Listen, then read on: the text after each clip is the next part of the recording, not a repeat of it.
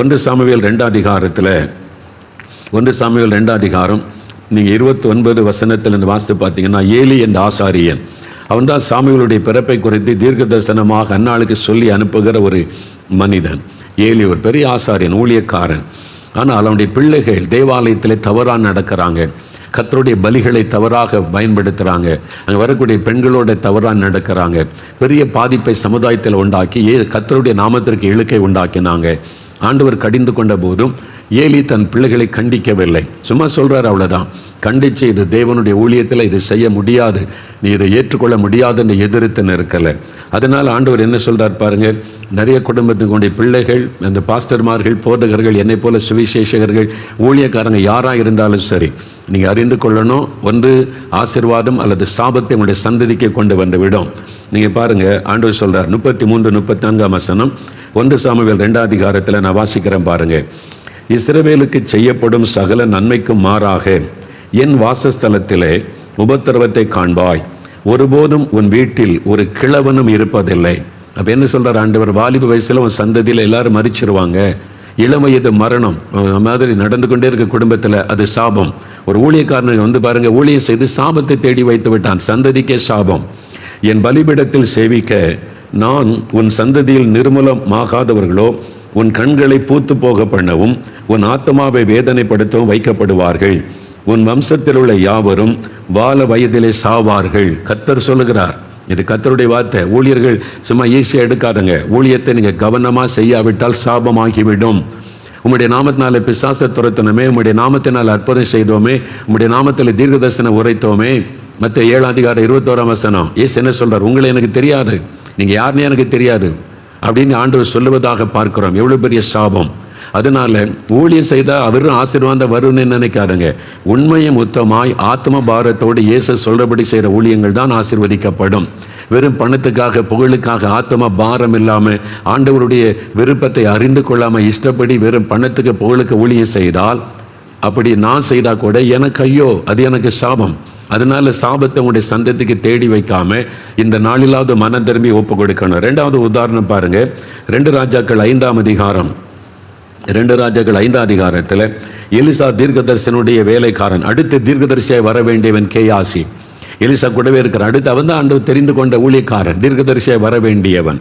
அவன் பாருங்க, பணத்துக்கு நாகமானுக்கு பின்னால போய் தீர்க்கதரிசி சொல்லி அனுப்பினார் என்று வெள்ளியையும் வஸ்திரங்களையும் ஏமாற்றி வாங்கி கொண்டு வருகிறான். அவனுக்கு வெள்ளி மேல் ஆசை, ட்ரெஸ் மேல் ஆசை, பொய் சொல்லி ஏமாற்றி அவன் வஞ்சனையாக வாங்கி கொண்டு வருகிறான்.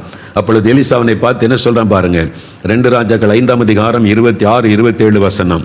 அப்பொழுது அவன் இவனை பார்த்து, அந்த மனிதன் நாகமான் உனக்கு எதிர்கொண்டு வர தன் ரதத்திலிருந்து இறங்கி திரும்புகிற போது என் மனம் உன்னுடனே கூட செல்லவில்லையா? பணத்தை வாங்குகிறதற்கும் வஸ்திரங்களையும் ஒலிவத்தோப்புகளையும் திராட்சை தோட்டங்களையும் ஆடு மாடுகளையும் வேலைக்காரரையும் வேலைக்காரிகளையும் வாங்குகிறதற்கும் இது காலமா? ஆகையால் நாகமானின் குஷ்டரோகம் உன்னையும் உன் சந்ததியாரையும் என்றைக்கும் பிடித்திருக்கும் என்றான். உடனே அவன் உறைந்த மழை நிறமான குஷ்டரோகியாகி அவன் சமூகத்தை விட்டு புறப்பட்டு போனான். உடனே குஷ்டரோகம் தாக்கிவிட்டது. கர்ட்ஸ், சாபம். பார்த்தீங்களா, ஒரு ஊழியக்காரன் தன் சந்ததிக்கே சாபத்தை தேடி வச்சுட்டான். அதான் சொல்றாரு, உன்னையும் உன் சந்ததியும் அந்த குஷ்டரோகம் என்றென்றைக்கும் பிடித்திருக்கும். அது மாதிரி அதனால கர்த்தருடைய ஊழியத்தை செய்கிறவங்க ஜாக்கிரதையை செய்யாட்டா உங்களுடைய சந்ததியை சாபத்துக்குள்ளாக்கிவிடும். அதனால தான் சொல்கிறேன், இந்த சபையில் அரசியல் பண்ணாருங்க, நீங்கள் சபையில் விளையாடாதுங்க. சுயநலமாக சபைக்குள்ளே எப்போ நீங்கள் செயல்பட்டீங்களோ சாபத்தை தேடிக்கொள்றீங்கன்னு அர்த்தம். உங்கள் சொந்த விருப்பத்தை நிறைவேற்றவும் சுயநலமாய் செயல்படுவதற்கு சபை கிடையாது. நீங்கள் பிஷப்பாக இருக்கலாம், மாடரேட்டாக இருக்கலாம், போதகராக இருக்கலாம், சபை கமிட்டி மெம்பராக இருக்கலாம், யாராக இருந்தாலும் சரி, சுயநலமாக எப்போ நீங்கள் சர்ச்சுகளை செயல்படுகிறீங்களோ சாபம் உங்களை மேலே வருகிற ஆரம்பித்து விட்டது என்று அறிந்து கொள்ளுங்க. அது தேவனை துக்கப்படுத்துகிற விஷயம். அங்கே கர்த்தருக்கு தான் முதலிடம், தேவ விருப்பத்துக்கு தான் முதலிடம் கொடுக்கணும். உங்களுடைய சொந்த விருப்பத்தை நீங்கள் என்ன சாக்கு போக்கு சொன்னாலும் தேவன் எல்லாவற்றையும் கவனித்து கொண்டிருக்கிறார். அந்த சாபம் உடைய சந்ததியை பாதித்து விடும். இந்த துன்மார்க்குரிய தண்டனை உடனே சீக்கிரமாய் நடவாதபடியால் அவருடைய உள்ளம் துன்மார்க்கம் செய்ய துணிகரம் கொள்கிறதுன்னு வேதத்தில் பார்க்கிறோம். உடனே வராது. அதான் இங்கே கேயாசிக்கு நடந்த மாதிரி இப்போ உடனே நடப்பதில்லை.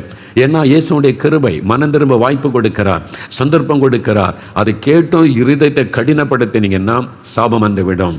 ஒரு பேராயருடைய மகன், அவர் பேராயர், சபையில் பேராயர் இருந்தவர், அவருடைய பிள்ளைகளுடைய வாழ்க்கையெல்லாம் பாதிக்கப்பட்டு நாசமாகிவிட்டது. மகன் தகப்பனை பார்த்து சொன்னான், எங்களுக்கு சாபத்தை தேடி வச்சுட்டீங்களப்பா, ஊழியம் செய்கிறேன்னு சொல்லி நீங்கள் ஆண்டவருக்கு பிரியமில்லாமல் நடந்து நீங்கள் ஆண்டவரை துக்கப்படுத்தி எங்களை சாபத்தை தேடி வைத்து விட்டீர்களே என்று வேதனையோடு அந்த மகன் அந்த பிஷப்பிடத்தில் சொன்னதை நான் அறிந்தேன். இவ்வளோ வேதனை இல்லை. எனக்கு பிரியமானவளை ஜாக்கிரதை, you cannot play with God. தேவனுடைய சமூகத்தில் விளையாட முடியாது. மோகன்லால் சார் இருந்தால் அதான், யாராக இருந்தாலும் கத்தரிட்டு விளையாட முடியாது. நான் சுயநலமாக சுய பெருமைக்காக ஏன் இஷ்டப்படி நான் இப்படி தான் செய்வேன்னு ஆண்டவுடைய சித்தத்தை நாடாதபடி கத்தருடைய ராஜ்யத்தை கட்டுகிற இருதயமில்லாதபடி காணப்பட்டால் சாபம் என்று விடும். அதை நான் அறிந்திருக்கிறேன். என்ன வேதம் அதை சொல்லி எச்சரிக்கிறது.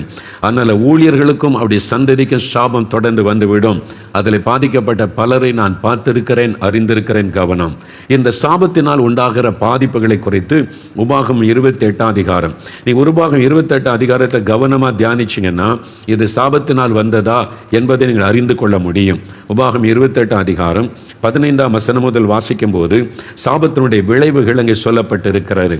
சில காரியத்தை மாத்திரம் சொல்கிறேன், நீங்கள் விளங்கிக் கொள்வீங்க. 20வது வசனம் பாருங்க. உபாகம் 28:20, 258வது பக்கம், பழைய ஏற்பாட்டில் ஆண்டவர் சொல்லுகிறார், என்னை விட்டு விலகி நீ செய்து வருகிற உன் துர்க்கிரியைகளின் நிமித்தம் சீக்கிரத்தில் கெட்டுப்போய் அழியும் மட்டும் நீ கையிட்டு செய்கிற எல்லாவற்றிலும் கர்த்தர் உனக்கு சாபத்தையும் சஞ்சலத்தையும் கேட்டையும் வர பண்ணுவார். நீ கையிட்டு செய்கிற எல்லாவற்றிலும் சமாதானமே இருக்காரு. சஞ்சலம், குழப்பம், வேதனை இருந்துகிட்டே இருக்கும். கன்ஃபியூஷன் என்று சொல்லப்படுகிறது. அது இருந்து கொண்டே இருக்கும். 27-28 வசனம் பாருங்க.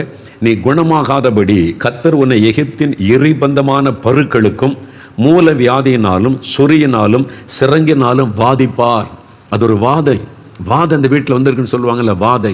ஆண்டவர் சொல்றாரு, நீ குணமாகாதபடி உன்னை எந்த மருந்து சுகமாக்க முடியாது, எந்த ஆஸ்பத்திரிக்கு போனாலும் சுகமாகாது. அது உன்னை வாதிக்கும். எரிபந்தமான பருக்கள், மூல வியாதி, சொறி, சிறங்கு, அதனால் கர்த்தர் உன்னை வாதிப்பார். சாபம் எப்படி பாதிப்பை உண்டாக்குது, இதை நீ யோசித்துக் கொள்ளணும்.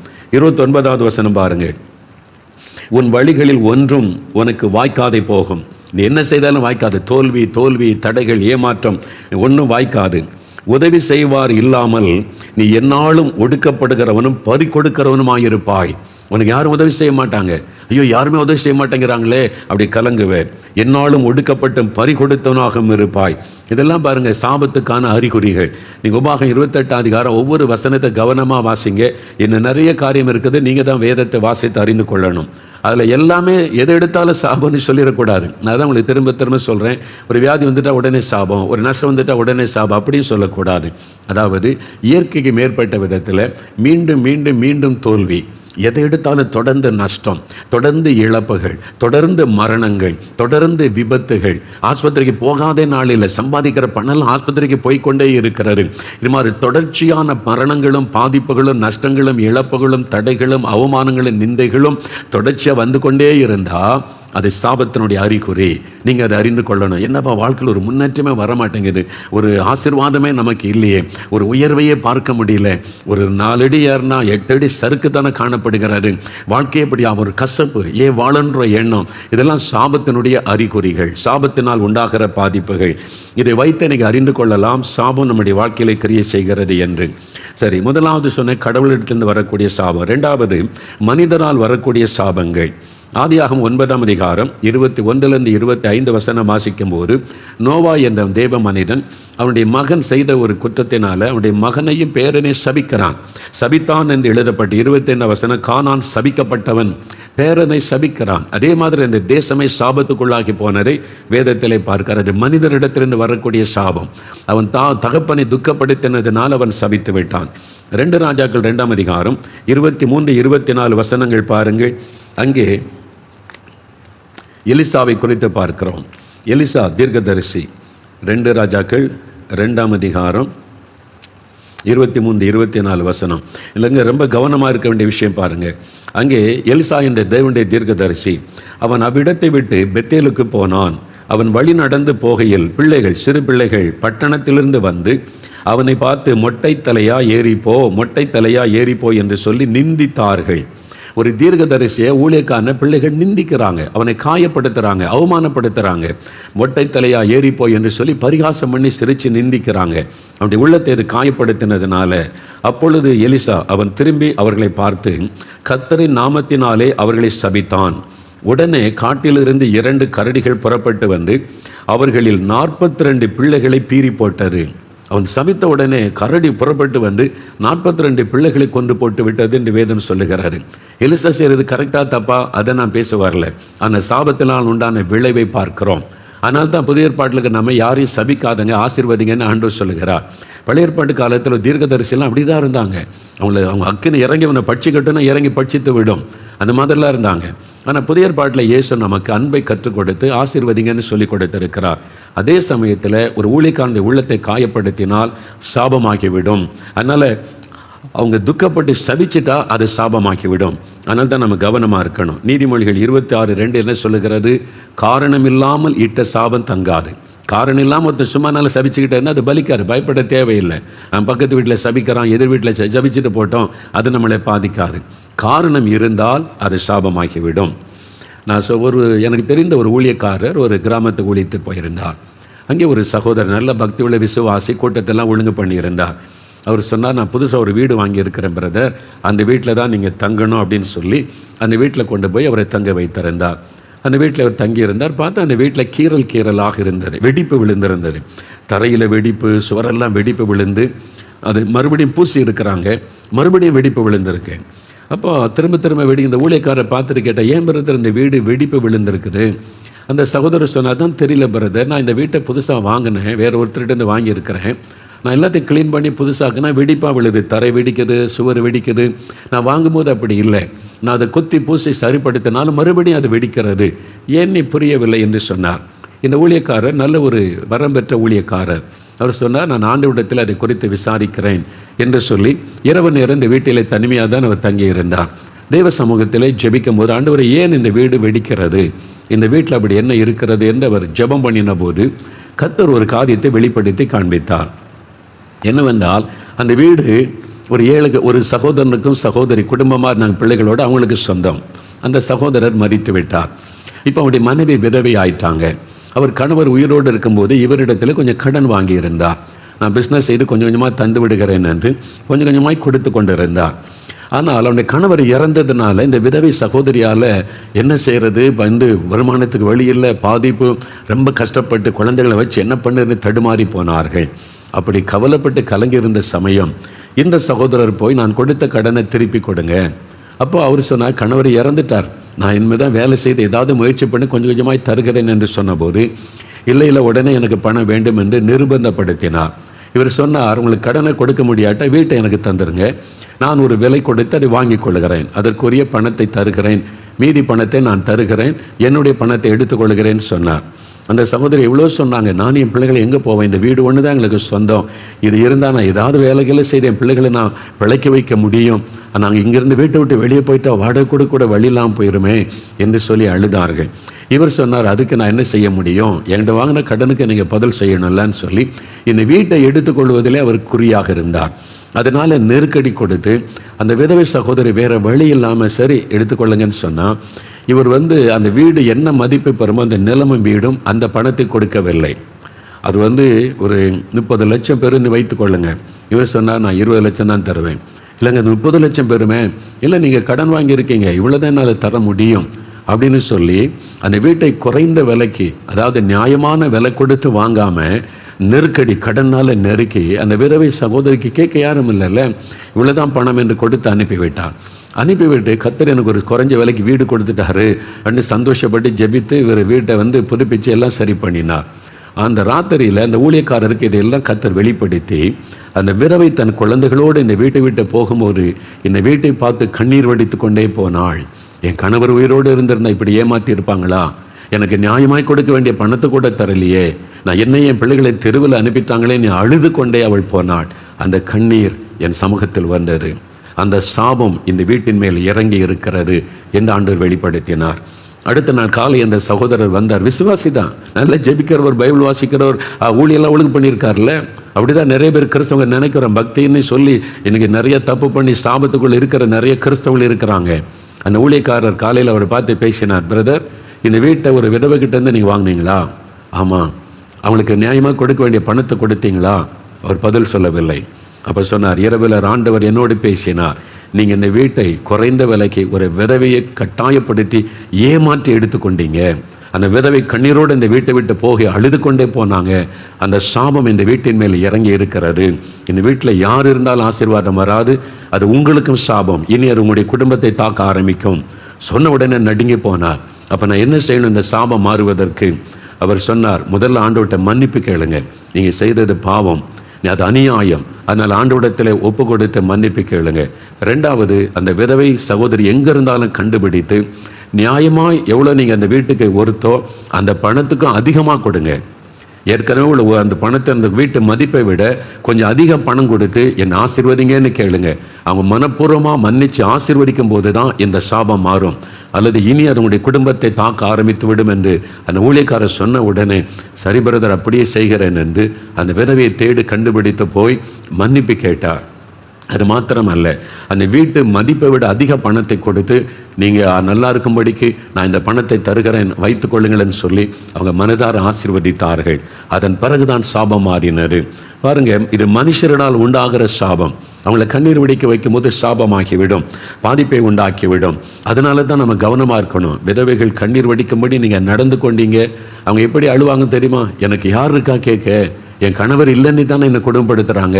தேவன் அதை கேட்பார், அது சாபமாகிவிடும். விதவைகளின் வீடுகளை பட்சிக்கிறவர்கள், ஏமாற்றுகிறவர்கள் சாபத்துக்குள்ளாகிடுவாங்க. அதனால தான் அது மனுஷரால் வருகிற சாபம். அவங்க இருதயத்தில் வேதனையோடு அழுதுட்டாலே சாபமாக்கிவிடும். அதனால தான் நீங்கள் போய் மனுஷரோடு ஒப்புரவாகுங்க என்று கர்த்தர் சொல்லுகிறார். அதே மாதிரி சகோதரர் சாம் ஜபத்துரை அண்ணன் ஒரு சம்பவத்தை சொன்னாங்க. சென்னையில் அன்றன்றுள்ள அலுவலகத்தில் இருந்தபோது ஒரு சகோதரர் வந்தார். தாசில்தாராய் பணி செய்தவர், கவர்மெண்ட்டில் ரிட்டையர்ட் ஆகிட்டார். அவர் ஒரு வீடு கட்டியிருந்தார் சென்னையில். பல லட்சம் ரூபாய்க்கு வீடு கட்டி பிரதிஷ்டெல்லாம் பண்ணிட்டார். அதன் பிறகு அண்ணனை பார்க்க வந்தார். அப்போ என்னென்ன ரொம்ப துக்கத்தோடு வந்தார். அவங்களுக்கு நிறைய தெரிஞ்சவங்க தான். அவர் ஊழியத்தில் பழகினவர். என்ன பிரதர்னு கேட்டபோது சொன்னார், பிரதர் நான் ஒரு வீடு கட்டினேன்ல. ஆமாம், பிரதிஷ்டெல்லாம் பண்ணிங்களே, அந்த வீட்டில், புது வீட்டில் என்னுடைய வாலிப மகள் தற்கொலை செய்து மறித்து விட்டாள். திடீரென்று ஒரு காரணம், எங்களுக்குள்ள சண்டையும் இல்லை, பாதிப்பும் இல்லை. திடீர்னு ஒரு நாள் காலையில் பார்த்தா அவள் தற்கொலை பண்ணி தூக்கலை தொங்கி மறித்து விட்டாள். இப்போ அந்த வீட்டில் எங்களால் தங்க முடியல, இருக்க முடியல, துக்கம், நிம்மதி இல்லை, குழப்பம். அதை நினச்சி ஒரு மரண வேதனை. ஒரு புது வீட்டுக்குள்ளே சந்தோஷமாகவே எங்களால் இருக்க முடியலை. அப்படியே ரொம்ப மனசோர்வு. அதான் அவங்கள பார்த்துட்டு ஜெபித்துட்டு போகலான்னு வந்தேன்னு சொன்னார். சாம் ஜபத்துறன்னு அவரை பார்த்து கேட்டாங்களா நேரடியாக, நான் உங்கள்கிட்ட ஒன்று கேட்குறேன், நீங்கள் மறைக்காமல் சொல்லணும். சரி, நீங்கள் இத்தனை லட்ச ரூபாய்க்கு பெரிய வீடு கட்டினீங்க. ஆமாம், அதில் உங்கள் சம்பள பணம் எவ்வளவு, நீங்கள் சம்பாதிச்சு உங்களுக்கு கிடைக்கப்பட்ட வருமானம் எவ்வளவு, லஞ்ச பணம் எவ்வளவுன்னு கேட்டாங்க. அவர் எதிர்பார்க்கவே இல்லை இப்படி கேட்பாங்கன்னு. அதிர்ந்து போனார். ஆனால் சொன்னார், பாதி பணம் லஞ்ச பணம் தான் பிரதர், நான் உண்மையை ஒத்துக்கிறேன், பாதி பணம் லஞ்ச பணம் தான். அப்போ தான் சொன்னாங்க, அது சாபம். லஞ்சம் கொடுக்கிற யாரும் ஒரு ஏழை, ஒரு சாதாரண மக்கள் நியாயமாக நீங்கள் கையெழுத்து போட்டு கொடுக்கறதற்கு காசு வாங்கினீங்கன்னா அவங்க ஆசீர்வதித்து கொண்டே தர மாட்டாங்க. ஒருவேளை அரசியல்வாதி பணக்கார ஏமாற்றி அடுத்தவங்க சொத்தை எடுக்கிறதுக்குன்னா பணம் தருவான். ஆனால் நியாயமான காரியத்துக்கு வரக்கூடிய ஏழை மக்கள்கிட்டே நீங்கள் காசை பிடுங்குறீங்கல்ல, அவன் சபித்து கொண்டே தான் கொடுப்பான். எனக்கு வர வேண்டிய ஆசீர்வாதத்தை கூட நீ திருடுறியே அப்படின்னு சொல்லி உள்ளத்தில் சபித்து கொண்டே வெளியில் சரி இதில் தந்திரம் கையெழுத்து போட்டு தந்திரம் வாங்கினாலும் உள்ளத்தில் அவன் சபித்து கொண்டே போவான். அந்த சாபம் உங்களை தாக்கும், உங்களுடைய குடும்பத்தை பாதிக்கும். நீங்கள் வாங்கினதில் பாதி லஞ்ச பணம், அந்த லஞ்சம் சாபத்தை கொண்டு வந்து விட்டார், உங்கள் வீட்டில் பாதிப்பை கொண்டு வந்து விட்டார். அதுதான் இந்த சாபம். உங்களுடைய பிள்ளையை அது பழி வாங்கி விட்டது. இப்போ உங்களுடைய குடும்பத்தில் சமாதானம், அந்த வீட்டில் தங்க முடியலையே, நிம்மதியாக இருக்க முடியலையே அப்படின்னு சொன்ன உடனே அவர் கலங்கி, இப்போ நான் என்ன செய்கிறது பிரதர், நான் தப்பு பண்ணிட்டேன், நீங்கள் சொல்கிறது கரெக்டாக, நான் ஒரு இயேசுவை அறிந்த நான் அந்த லஞ்சம் வாங்கியிருக்கக்கூடாது, எல்லாரையும் பார்த்து எல்லாரும் செய்கிறாங்க, எல்லாரும் நல்லா தானே இருக்கிறாங்கன்னு நினச்சிட்டேன். அந்த ஆண்டவர் இப்போ எனக்கு ஒரு பாடம் சொல்லி கொடுத்துட்டாரு, இப்போ நான் என்ன செய்யணும்னு கேட்டார். அதுக்கு ஒரு வழி தான் இருக்குது. என்னது? அந்த வீட்டை விற்றுருங்க. இப்போ லஞ்சம் வாங்கின ஆட்களை கண்டுபிடிச்சு உங்களால் திருப்பி கொடுக்க முடியாது. எங்கேருந்து வந்திருப்பாங்க, பலர்கிட்ட வாங்கிட்டீங்க. அதனால் பாதி பணம் லஞ்ச பணம், அந்த லஞ்சம் வாங்கின பாதி பணத்தை ஏழைகளுக்கும் மற்றவங்களுக்கும் கொடுத்துருங்க. மீதி உள்ள பணத்தில் சின்னதாக ஒரு வீடு கட்டி நீங்கள் இருங்க, அது ஆசீர்வாதமாக இருக்கும், அங்கே நிம்மதியாக குடியிருக்கலாம். அதுதான் ஆலோசனை. சரி பிரதர்னு போனார். அதனால தான் சொல்ல, லஞ்சம் வாங்குறவங்க, அரசியல்வாதிகள், ஊழல் பண்ணுறவங்க, நீ என்ன தான் பக்தியாக சாமி கும்பிட்டாலும், எத்தனை லட்சம் செலவு பண்ணி பூஜை புனஸ்காரம் மறுபடியும் செஞ்சாலும் சாபம் போகாது. உன்னுடைய சந்ததி அதை தாக்கிவிடும், பாதிப்பை கொண்டு வரும். ஒரு அவமான நிந்தை வேதனை கொண்டு வந்துவிடும். பாருங்களேன், முன்னால் பெரிய அரசியல் தலைவர்களாக இருந்தவங்க இப்போ அவமான நிந்தை அசிங்க மக்கள் பரிகாசமாய் பேசக்கூடிய நிலைமையில் அவங்களுடைய வாழ்க்கை மாறிவிட்டதை பார்க்குறீங்கல்ல. அப்போ அது ஒரு பெரிய ஒரு மன உளைச்சலை கொடுக்கும், நிம்மதியை கெடுத்துரும். அவங்களால நிம்மதியை தூங்க முடியாது, இருக்க முடியாது. அதனால தான் எப்போவுமே பாருங்களேன், ஒரு ரவுண்டில் ஆள் வச்சுக்கிட்டே இருப்பாங்க, தனியாகவே போக மாட்டாங்க. அவங்க எப்போவுமே கூட ஆள், ராத்திரி தூங்கு வரைக்கும் அவங்க கூட ஆள் இருந்துக்கிட்டே இருப்பாங்க. தனிமை உணர்வு வரும்போது தான் மனசாட்சி வாதிக்க ஆரம்பிக்கும், நிம்மதி போயிடும், சந்தோஷம் போயிடும். இதான் உண்மை. நிறைய இப்போ சாபத்தினுடைய பாதிப்பு எல்லாருக்கும் ஒரே மாதிரி இருக்காது. அதனால் லஞ்சம் வாங்குற எல்லாரும் வீட்லையும் தற்கொலை பண்ணி சாக மாட்டாங்க. சிலருக்கு அது வியாதியாக வரும், சிலருக்கு அது மனக்குழப்பம், டிப்ரெஷன் ஆகிவிடும், சிலருக்கு அவங்களுடைய குடும்பத்தில் சமாதானமற்ற சூழ்நிலை, ஒரு நரக மாதிரி குடும்பம் மாறிவிடும், சிலருக்கு அவங்களுடைய பிள்ளைகளால் அவமான நிந்தைகள் வரும்படி பிள்ளைகள் தாறுமாறாய் நடக்க ஆரம்பிச்சிருவாங்க. அந்த சாபத்தினுடைய விளைவு பல விதங்களிலே தாக்குதலை உண்டாக்கும். ஒரே மாதிரி அது தாக்குதலை கொண்டு வராது. அதுதான் அறிந்து கொள்ளுங்க. அதனால தான் நிறைய பேர் துணிந்து செய்வது. அதனால் அந்த சாபம் சிலருக்கு அடுத்த தலைமுறையிலேருந்து பாதிப்பை ஆரம்பிக்கும். இவங்க வரைக்கும் போயிடும், இவங்க அடுத்த தலைமுறையிலேருந்து பாதிப்பை உண்டாக்கிவிடும். அதனால் மனுஷரால் வரக்கூடிய சாபம் இருக்கிறாரு. உங்களால் ஒருவர் பாதிக்கப்பட்டவங்க சபிச்சா அது உங்களை பாதித்து விடும். லஞ்சம் வாங்கி ஊழல் பண்ணால் உங்களுக்கு சாபத்தை கொண்டு வந்து விடும். அப்போ இதுலேருந்தெல்லாம் நீங்கள் விடுதலை பெறாவிட்டால் மனக்குழப்பம், வியாதி, டிப்ரெஷன், மரண பயம் பாதித்து கொண்டே இருக்கும். நிம்மதியாக இருக்க முடியாது, வீட்டுக்குள்ளே வந்தால் நிம்மதியாக இருக்க முடியாது. அதனால தான் நிறைய பேர் வெளியவே சுற்றிக்கிட்டு இருப்பாங்க. பார்த்தீங்களா, 12 மணிக்கு வீட்டுக்கு வந்து எல்லாம் தூங்கின பிறகு போதையில் தூங்கிட்டு காலையில் எழும்பி கூட்டத்தோடு போயிடுறது. அவ்வளோதான். நீங்கள் யோசித்து பாருங்கள், நிறைய பேருடைய லைஃப் பக்கத்தில் நெருங்கி விசாரித்து பார்த்தீங்கன்னா அவனுடைய நிலைமை ரொம்ப பரிதாபம். நீங்கள் அரசாங்க அதிகாரிகளாக இருந்தால் நீங்கள் உண்மையாக இருக்கிறவங்க பாருங்கள், சந்தோஷமாக இருப்பாங்க. அவங்களுக்கு சில சமயம் ப்ரொமோஷன் கிடைக்காது, பொய்யான பழி சொல்லி திட்டுவாங்க. ஆனால் அவங்க நிம்மதியாக, சந்தோஷமாக, மகிழ்ச்சியாக அவங்க குடும்பம்லாம் இருக்கும். வர சம்பளத்தில் சந்தோஷமாக வாழ்வாங்க. இந்த கிம்பளை வாங்குறாங்க பாருங்கள், ஆஸ்பத்திரிக்கு போவாங்க, வீண் செலவு பண்ணுவாங்க, எல்லா செலவு ஓட்ட பையில் போட்ட மாதிரி போய்கிட்டே இருக்கும். பயம், எப்போ நம்மளை சிபிஐ வருமோ அல்லது அமலாக்கத்துறை வருமோ, பிடிச்சிருவாங்களோ, பயம், கலக்கெல்லாம் இருக்கும்.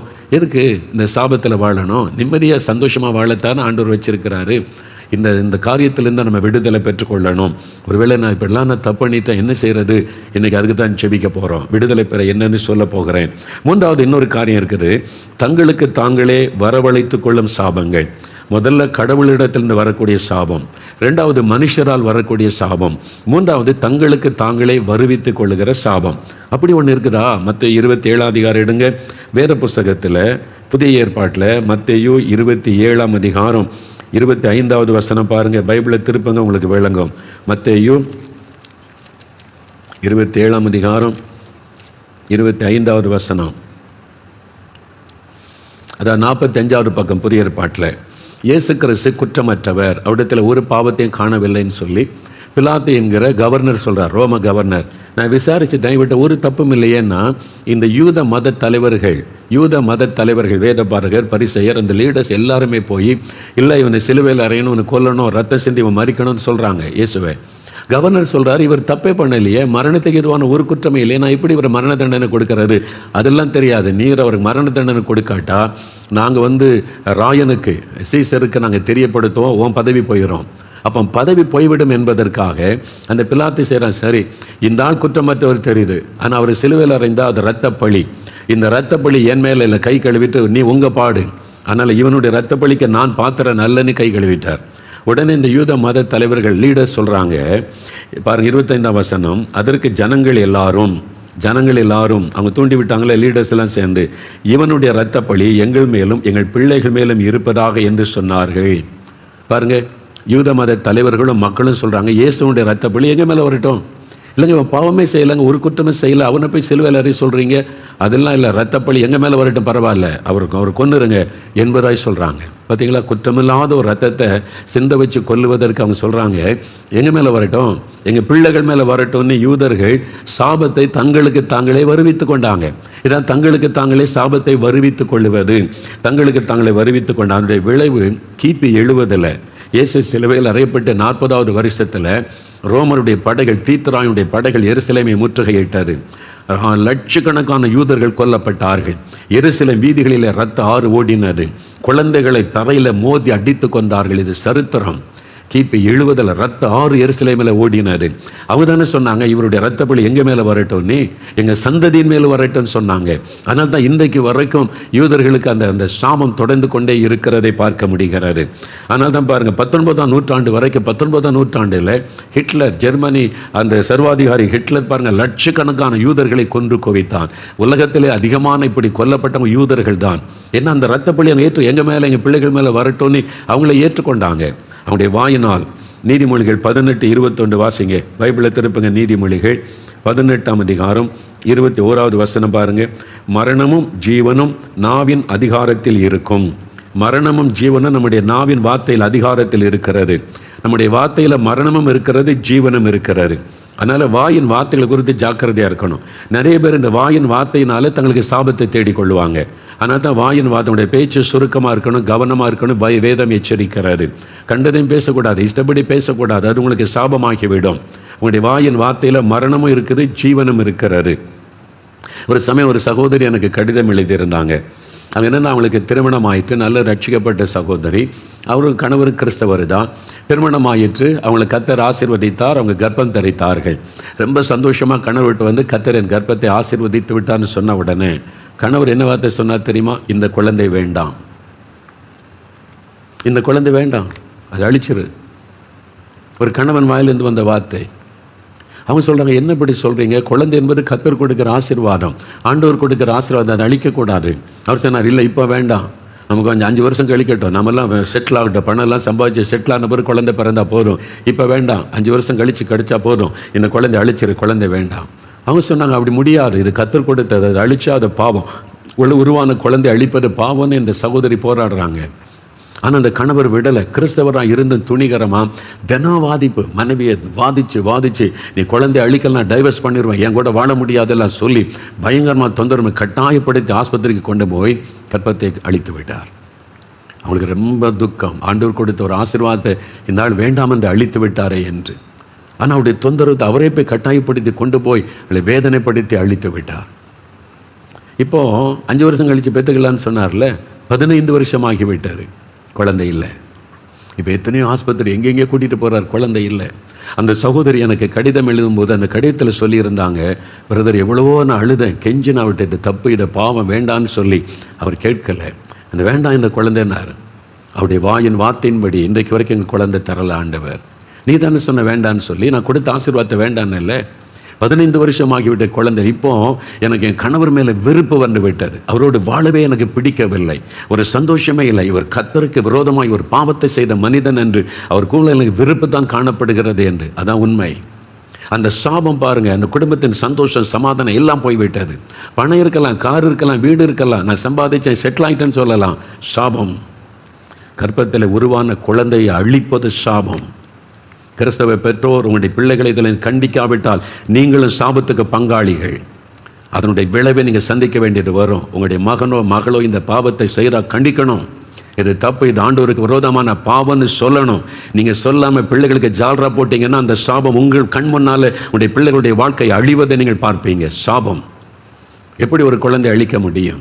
உங்களுக்கு தெரியுமா? கருவில் ஒரு குழந்தை உருவாகி அழிச்சிட்டா அந்த குழந்தை பரலோகத்தில் இருக்குது தெரியுமா உங்களுக்கு?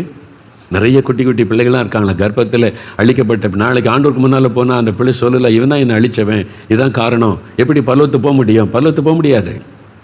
குழந்தை அழித்த ஒரு கொலைகாரன், ஒரு கொலைகாரி எப்படி பரலோகத்து போக முடியும்? அது கொலை.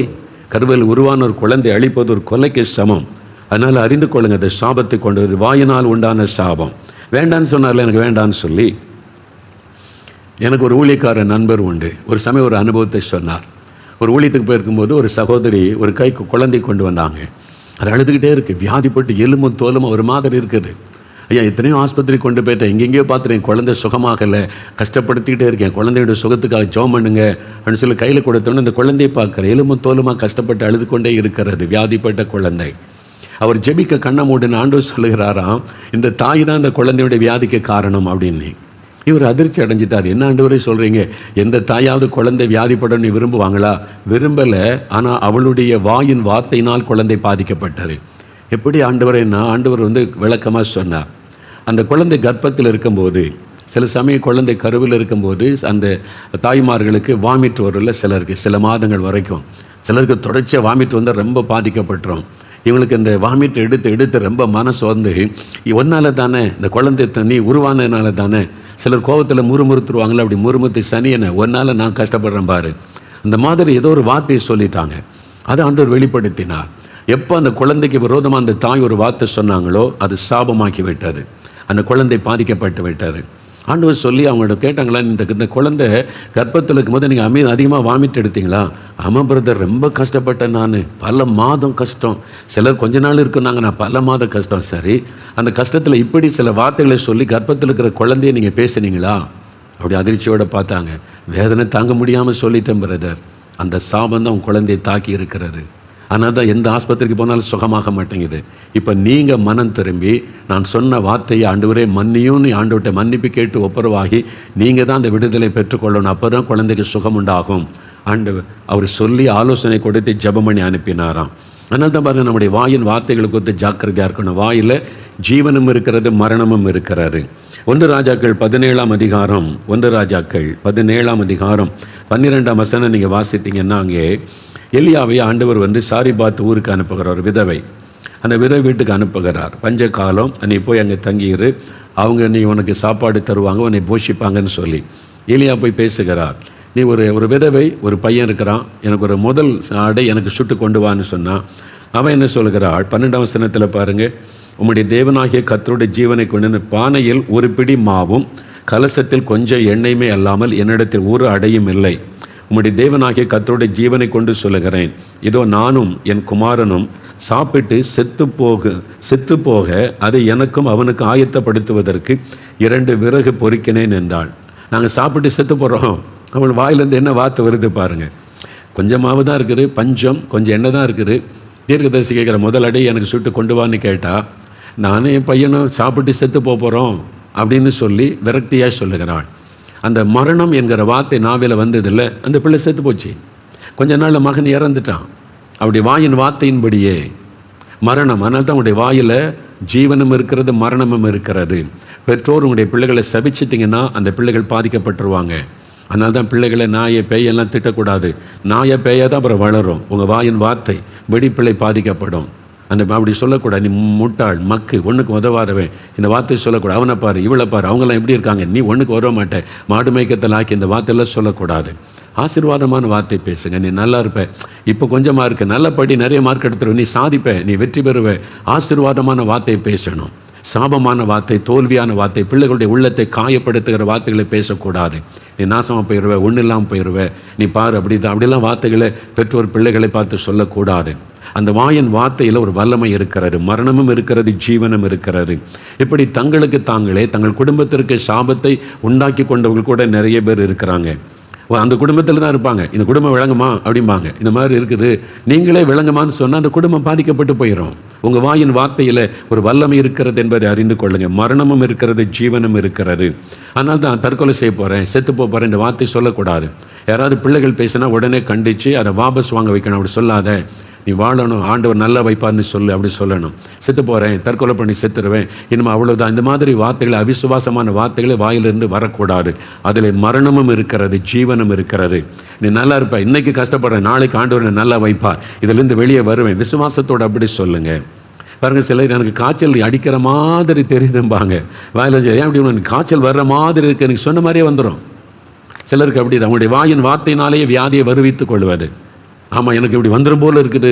நீங்கள் அப்படி நீங்களே கற்பனை பண்ணி சொல்லணும். உங்களுடைய வாயின் வார்த்தைகளை குறித்து ஜாக்கிரதையாக இருக்கணும். அதனால் இந்த மரணம் வந்துடும், செத்து போயிடுவேன், தற்கொலை பண்ணிடுவேன், இந்த வார்த்தைகளை பேசாதங்க. அது உங்களுக்கு மரணத்தை கொண்டு வந்து விடும். சாத்தான் அதை பிடித்து கொண்டு கிரியை செய்வான். உங்களுடைய வாயின் வார்த்தைகளை வைத்த பிசாசு உங்கள் வீட்டுக்குள்ளே நுழைந்து செயல்பட்டு மரணத்தை கொண்டு வந்து விடுவான். இந்த வீடு விளங்குமான்னு சொன்னீங்கன்னா ஆசீர்வாதத்தை பிடுங்கி விடுவான் பிசாசு. உங்கள் வாயின் வார்த்தைகளை வைத்தே சாத்தான் கிரியை செய்ய முடியும். அதனால தான் வசனம் சொல்லுகிறது, உங்களுடைய வார்த்தையில் மரணமும் இருக்கிறது, ஜீவனும் இருக்கிறது, ஜாக்கிரதையாக இருங்க. 109ஆம் சங்கீதம் பாருங்கள், 17-18 வசனங்களில் இது உண்மை. நிறைய குடும்பத்தில் இதை பார்க்கிறோம். 109ஆம் சங்கீதம் 17-18 வசனம், 741ஆம் பக்கம் பழைய ஏற்பாட்டில் பாருங்கள். சாபத்தை விரும்பினான், அது அவனுக்கு வரும். அவன் ஆசீர்வாதத்தை விரும்பாமற் போனான், அது அவனுக்கு தூரமாய் விலகி போகும். சிலர் சாபத்தை பற்றி பேசுறது, சாபத்தை விரும்புறது. நான் சாபம் இருந்தால் பரவாயில்ல, அவங்க விரும்பி விரும்பி சாபத்துக்குள்ளாயிருவாங்க. சாபத்தை அவன் தனக்கு அங்கியாக உடுத்தி கொண்டான், அது அவன் உள்ளத்தில் தண்ணீரை போலவும் அவன் எலும்புகளில் எண்ணெய் போலவும் பாயும். சாபம் எப்படிலாம் வருது பாருங்க. அதனால தான் அந்த வார்த்தையில் இருக்கிற சாபம், அதை குறித்து நீங்கள் கவனமாக எச்சரிக்கையாக இருக்கணும். ஆதியாகமம் 12:3 ஆபிரகாமை அழைக்கும் போது ஆண்டவர் சொல்றாரு, உன்னை ஆசீர்வதிக்கிறவளை நான் ஆசீர்வதிப்பேன், உன்னை சபிக்கிறவனை சபிப்பேன். அப்படின்னா உன்னை சபிக்கிறவன் சபிக்கப்பட்டிருப்பான். சிலரை தேவனை அழைக்கும் போது கர்த்தர் அவளோடு உடன்படிக்கை பண்ணியிருப்பார். ஊழியக்காரனாக, ஒரு விசுவாசியாக, தேவ பிள்ளையாக அழைத்து உடன்படிக்கை பண்ணியிருப்பார். அப்படிப்பட்டவங்களை நீங்கள் சபிச்சிங்க, அவங்க வேதனைப்படும்படி ஏதாவது செய்தீங்கன்னா அந்த சாபம் உங்கள் மேலே, உங்களுடைய குடும்பத்தின் மேலே வந்துடும். அதான் ஆண்டவர் சொல்றார், உன்னை சபிக்கிறவன் சபிக்கப்பட்டு போவான் என்று ஆண்டவர் சொல்றார். அதான் மிரியாம் செய்கிறார். மிரியாம் எண்ணாகமம் 12:8 மோசைக்கு விரோதமாய், சொந்த சகோதரி மிரியாம், அவனும் ஒரு தீர்க்கதரிசி, ஊழியக்காரி தான், மோசைக்கு விரோதமாக பேசுகிறாள். ஆண்டவர் சொல்றாரு, என் ஊழியக்காரனுக்கு விரோதமாய் பேச உனக்கு பயம் இல்லாமல் போனது என்ன? உனக்கு எப்படி தைரியம் வந்துச்சு இப்படி பேசுவதற்கு? உடனே சாபமாகி விட்டாரு. 10வது வசனம் சொல்லுகிறாரு, அவள் குஷ்டரோகி ஆனாள், சாபம் உடனே தாக்கி விட்டாரு. மோசே ஒண்ணுமே பேசல, இருதயத்தில் அவருக்கு வருத்தம், வேதனை. தேவன் அதை கண்டார். தேவனால் அழைக்கப்பட்ட அபிஷேகம் பெற்ற ஒரு ஊழியக்காரனை நீங்கள் துக்கப்படுத்தினீங்க, அது உங்களுக்கு சாபமாய் மாறிவிடும். உங்களுக்கு தெரியாது, ஆனால் அப்படி உள்ளம் துக்கப்பட்ட, ஒரு வார்த்தையும் பேச தேவையில்லை, அமைதியாக துக்கப்பட்டுட்டாலே உங்களுக்கு சாபமாய் மாறிவிடும். அதனால் பேசுகிற வார்த்தை குறித்து ஜாக்கிரதையாக இருங்க, கவனமாக இருங்க. அது சாபத்தை கொண்டு, அதனால தான் கர்த்தரை முறுமுறுப்பது சாபத்தை கொண்டு வந்துடும். ஆண்டவரை தேடி என்னத்தை கண்டோம், எது கண்டோம், அவ்வளோதான், அப்படிலாம் பேசக்கூடாது. உடைய வாயின் வார்த்தைகளுக்கு எச்சரிக்கையாக இருக்கணும். இது தங்களுக்கு தாங்களே வருவித்து கொள்ளுகிற ஒரு சாபம். சரி, இப்போது தேவனிடத்திலிருந்து சாபம், ஏதோ ஒரு பாவம் செய்துட்ட சாபம், என் முன்னோருடைய பாவத்தினால சாபம் தொடருது. நான் என்னை யாரும் சபிச்சிட்டாங்க, சிலர் என்னால் பாதிக்கப்பட்டு நான் சாபத்துக்குள்ளாயிட்டேன், என் வார்த்தையினாலே எனக்கு சாபம் ஆயிட்டு. இப்போ விடுதலை பெறுவது எப்படி? நான் சாபத்துக்குள்ளே இருக்குது தெரியுது, நான் தப்பு பண்ணிட்டேன், பாவம் செய்துட்டேன், முன்னோருடைய பாவம் சாபமாக தொடருது, அந்த பாதிப்பு வந்துக்கிட்டே இருக்கு. விடுதலை பெறுவது எப்படி? இதுதான் முக்கியம். நல்லா கவனிங்க, சாபத்திலிருந்து விடுதலை பெறுவது எப்படி? கலாத்தியர் 3:13 எடுத்துக்கொள்ளுங்க. நான் உங்களுக்கு சொல்கிறேன். இப்போ தான் முக்கியமான நேரம், நல்ல கவனிங்க. ஏதோ ஒரு விதத்தில் சாபத்துக்குள்ளாயிட்டீங்க, சாபம் குடும்பத்தை தாக்கி இருக்குது, ஒரு ஆசீர்வாதமும் இல்லை, நன்மையும் இல்லை, சாபத்தினால் வந்த வியாதி தொடர்ந்துக்கிட்டே இருக்கு, சாபத்தினால் வந்த தரித்திரம் தொடருது, கடன் பிரச்சனை தொடருது, பயமும் கலக்கமும் ஒரு வெறுப்பும் கசப்பும் காணப்படுது, நிம்மதியே இல்லை, ஒரு ஆசீர்வாதம் வீட்டில் இல்லை. இப்போ இதிலிருந்து விடுதலை பெற்று ஆசீர்வாதமாக இருப்பது எப்படி? அதுதான் சொல்லித்தரேன் உங்களுக்கு. ஒரு 4 காரியம் நல்ல கவனமாக கேட்டு நம்ம ஜெபிக்க போகிறோம். நல்ல கவனிங்க. முதலாவது, விசுவாசிக்கணும். விசுவாசியுங்க. எதை விசுவாசிக்கணும்? இயேசு கிறிஸ்து எனக்காக சிலுவையில் சாபம் ஆனார், அவர் என் சாபத்தை மாற்ற வல்லமை உள்ளவர் என்று விசுவாசிக்கணும். கலாத்தியர் 3:13 வேத புஸ்தகத்தில் புதிய ஏற்பாட்டில் 259வது பக்கம் 3:13 பாருங்கள். மரத்திலே தூக்கப்பட்ட எவனும் சபிக்கப்பட்டவன் என்று எழுதியிருக்கிறபடி கிறிஸ்து நமக்காக சாபமாகி நியாயப்பிரமாணத்தின் சாபத்திற்கு நம்மை நீங்களாக்கி மீட்டு கொண்டார். கிறிஸ்து நமக்காக சிலுவையில் சாபமானார். இதுதான் நீங்கள் விசுவாசிக்கணும். இந்த சாபத்திலிருந்து விடுதலை பெற ஒரே வழி, பணம் கொடுத்தெல்லாம் சாபத்திலிருந்து விடுதலை பெற முடியாது, தான தர்மம் பண்ணிலாம் சாபத்திலிருந்து விடுதலை பெற முடியாது, சாபத்துக்கு நீ பரிகாரம் நீ பணம் செலவு பண்ணிலாம் நீங்கள் மாற முடியாது. உங்களுக்காக சிலுவையில் சாபமான ஒருவர் இருக்கிறார். அவரால் தான் உங்களுடைய சாபத்தை ஆசீர்வாதமாய் மாற்ற முடியும், சாபத்தினுடைய வல்லமையை முறிக்க முடியும், சாபத்திலிருந்து விடுதலை கொடுக்க முடியும். ஏன்? இயேசு சிலுவையிலே நமக்காக சாபம் ஆனார் என்று வேதம் சொல்லுகிறது. அதை நீங்கள் விசுவாசிக்கணும். அவ்வளோதான். எப்படி சொல்கிறீங்க அப்படின்னு கேட்டிங்கன்னா, மத்தேயு 27 29-30 வசனங்களை நீங்கள் வாசிக்கும்போது, இயேசுவை சிலுவையில் அறையுவதற்கு முன்பாக ரோம போர் சேவகர்கள் அவரை அடித்து காயப்படுத்தி சிறுமைப்படுத்தி வேதனைப்படுத்தி கொண்டிருந்தாங்க. வாரினால் அடித்து ரத்தம் சிந்தப்பட்டு கொண்டிருந்தது. அந்த சமயத்தில் 29-30 வசனம் பாருங்கள். முள்ளுகளால் ஒரு முடியை பின்னி இயேசுவின் சிரசின் மேல் வைத்து அவர் வலது கையில் ஒரு கோலை கொடுத்து இயேசுவுக்கு முன்பாக முழங்காற்படியிட்டு யூதருடைய ராஜாவே வாழ்க என்று அவரை பரியாசம் பண்ணினார்கள். 30வது வசனம். இயேசுவின் மேல் துப்பி அந்த கோலை எடுத்து அவர் சிரசில் அடித்தார்கள். முள்ளுகளினால் ஒரு முடியை பின்னி, இவர் ராஜான்னு சொல்கிறாங்களே மக்கள் எல்லாம், ராஜாவுக்கு கிரீடம் வைப்பன்னு முள்ளுகளால் ஒரு முடியை பின்னி தலையில் வச்சு கோலை வச்சு அடிக்கிறாங்க. அந்த முற்கள் தலையில் அப்படியே பதிகிறது. இஸ்ரவேல் தேசத்தில் பலவிதமான முற்கள் இருக்கிறது. அதில் ஒரு முள் பினா கிறிஸ்டி என்கிற முள்ளா. அதை பற்றி சாம் ஜபத்துரன புஸ்தகத்தில் எழுதியிருக்கிறாங்க. இந்த முள்ளுக்கு பேர் பின்னா கிறிஸ்டி அப்படின்னு பேரான். அந்த முள் பார்த்தீங்கன்னா நான் அங்கே போயிருக்கும் போது நான் பார்த்தேன், ஆணி மாதிரி இருக்குது அந்த முள். அப்படியே அவ்வளோ ஸ்ட்ராங், அது சாதாரணமாக உடையாத முள், அப்படி ஸ்ட்ராங் ஆணி மாதிரி இருக்குது. அந்த முள்ளை தலையில் வச்சு, அந்த முள்முடியை வச்சு கோலினால் அடித்தா அந்த முற்கள் அப்படியே தலைக்குள்ளே பதிந்து முகமெல்லாம், இயேசுடைய முகமெல்லாம் ரத்தம் அடிக்கிறாரு. அது மாத்திரம் இல்லை, அந்த முற்கள் விஷத்தன்மை உள்ளது. நம்ம ஊரில் கூட எங்கள் கிராமத்தில் நிறைய உடமுள்ளுன்னு சொல்லுவாங்க. உடமுள் அது சாதாரணமாக இருக்கும், குத்துனா கூட ஒடிஞ்சிடும், அதை எடுத்து போட்டு அது நம்ம ஊக்க வச்சு எடுத்துருவோம் அந்த முள்ளை. ஆனால் காரமுள்ளுன்னு ஒரு முள் இருக்குது, அது பேர் காரமுள்ளுன்னு சொல்லுவாங்க. அது ஆணி மாதிரி இருக்கும். அது குத்துச்சுன்னு வைங்களேன், விஷம் ஏறின மாதிரி இருக்கும், உடம்பில் அவ்வளோ வலி இருக்கும். அந்த விஷயத்தை முறிக்க நான் சின்ன பெண்ணாக இருக்கும் போதெல்லாம் எங்கள் பாட்டி அந்த முள்ளை எடுத்துட்டு எண்ணெயை காய்ச்சி அந்த காயத்தில் ஊற்றுவாங்க. எதுக்குன்னா விஷத்தை முறிக்கணும், இல்லைன்னா அந்த விஷம் உங்களுடைய காலில் இருக்கும் என்று. அந்த முள்ளில் கூட விஷம் இருக்கிறாரு. கிராமத்தில் உள்ளவங்களுக்கு அது தெரியும். நான் அதை பார்த்துருக்கேன், சின்ன வயசில் அனுபவிச்சிருக்கிறேன். இப்போ இயேசுடைய தலையிலே முள், அது விஷத்தன்மை உள்ள முள். அந்த குத்தி அந்த முட்கள் உள்ள பதிந்து முகமெல்லாம் ரத்தம் தலையிலிருந்து வடிகிறது. அந்த விஷம் அவருடைய உடம்பெல்லாம் பரவி அவருடைய உடல் முழுவதையும் வேதனைப்படுத்துகிறது. சாபம் அப்படித்தான், ஒரு விஷம் போல பரவிடும் நம்முடைய உடம்புல, நம்முடைய குடும்பத்துக்குள்ள, நம்முடைய வாழ்க்கையில் அப்படியே ஒரு விஷம் போல பரவி அழித்து விடக்கூடியது இந்த சாபம். அப்போ அந்த சாபம், இந்த மக்கள் மேலே இருக்கிற சாபம் என் மேலே வரட்டும். நான் சிருஷ்டித்த மக்கள் சாத்தான் பாவத்துக்குள்ளாக்கி சாபத்தை கொண்டு வந்துட்டான். என் ஜனத்தை சாபத்திலிருந்து நான் விடுதலையாக்கணுமே, இந்த சாபம் என் மேலே வரட்டும், என் தலையில் ஏற்றுக்கொள்கிறேன் என்று முழு உலக மக்களின் சாபங்களை தன்மேலே இயேசு ஏற்றுக்கொண்டு சிலுவையிலே சாபம் ஆனார் என்று வசனம் சொல்லுகிறது. முற்கள் சாபத்தை குறைக்குன்னு சொன்னல. ஆதியாகமம் 3ஆம் அதிகாரம் 17-18 வசனத்தில் ஆண்டவர் முதலாவது இந்த உலகத்தை உண்டாக்கும் போது முற்களை உண்டாக்கவே இல்லை. பணம், பழ வர்க்கங்கள், பூக்கள், மலர்கள், மனிதனுக்கு ஆசீர்வாதமான மூலிகைகளை உண்டாக்கினான்னு பைபிளில் இருக்கு. முற்கள் உண்டாக்கப்படலை. மனிதன் பாவம் செய்து சாத்தான் சாபத்தை பூமியிலே கொண்டு வந்தபோது பூமி சபிக்கப்பட்டது. அப்போதான் பூமியிலே முற்கள் முளைக்க ஆரம்பித்தது என்று வேதம் சொல்லுகிறது. அப்போ முற்கள் சாபத்தை குறிக்கும். நிறைய முள்ளு மரம் இருக்குன்னு வைங்களேன், அந்த பகுதியை சாபிக்கப்பட்டதாக இருக்கும் பாருங்கள், வறட்சி ஆயிரும். நீங்களே பாருங்களேன், அது மாதிரி முள் மரமே இல்லாத இடம் பார்த்தீங்கன்னா செழிப்பாக இருக்கும். அது சாபத்தை குறிக்க. சில தேசத்தில் முள் மரமே இருக்கிறது இல்லை. நம்ம நாட்டில் சில பகுதிகளில் நிறைய முள் மரங்கள், அந்த இடம்லாம் வறட்சியாக இருப்பதை நீங்கள் பார்ப்பீங்க. அது சாபத்தை குறிக்கிற ஒரு காரியம். ஆனால் எந்த சாபத்தையும் மாற்ற இயேசுவால முடியும். அது உங்கள் பாவத்தினால் உண்டான சாபமாக இருக்கலாம், உங்களுடைய பரம்பரையாய் முன்னோருடைய சாபம், ஜெனரேஷன் கர்ட்ஸ், பரம்பரையாய் தொடர்ந்து வருகிற சாபமாக இருக்கலாம். ஒரு மனிதர் உங்களை சபித்ததினால் உண்டான சாபமாக இருக்கலாம், உங்களுக்கு நீங்களே அறியாமையினாலே வருவித்து கொண்ட சாபமாக இருக்கலாம். எந்த சாபத்தையும் முறித்து அதை மாற்றக்கூடிய வல்லமை இயேசுவின் இரத்தத்திற்கு உண்டு. அவர் அதற்காக தான் சிலுவையில் சாபம் ஆனார். இதை நீங்கள் விசுவாசிக்கணும். எனக்காக இயேசு சிலுவையில் சாபம் ஆனார், அவர் எனக்கு அந்த சாபத்திலிருந்து விடுதலை தருவார் என்று முதலாவது விசுவாசித்தீங்கன்னா இன்றைக்கு உங்களுடைய சாபத்திலிருந்து விடுதலை பெற்றுக்கொள்ள முடியும். உபாகமம் 23ஆம் அதிகாரம் 5ஆம் வசனத்தில் ஆண்டவர் சொல்லுகிறார், உங்கள் சாபத்தை அவர் ஆசீர்வாதமாய் மாற்றுகிறவர். அவர் சாபத்தை முறிக்கிறவர் மாத்திரமல்ல, அந்த சாபத்தை அவர் ஆசீர்வாதமாய் மாற்றுகிறவர். இன்றையிலிருந்து சாபம் உங்களுடைய வாழ்க்கையில் ஆசீர்வாதமாய் மாறும். இனி ஆசீர்வாதத்தை காண்பீங்க. அதுக்கு தான் ஆண்டவர் உங்களோடு பேசுகிறார். சாபத்தில் வந்த வியாதிகள் மறையும், சாபத்தில் வந்த வறுமைகள் நீங்கும், சாபத்தில் வந்த தோல்விகள், ஏமாற்றங்கள், தடைகள் எல்லாம் நீங்கி இனி ஒரு சந்தோஷம், மனமகிழ்ச்சி, ஆசீர்வாதம், செழிப்பு, நன்மை உண்டாகும். அது இயேசு கிறிஸ்துவின் இரத்தத்தின் வல்லமையினால் தான் தர முடியும்.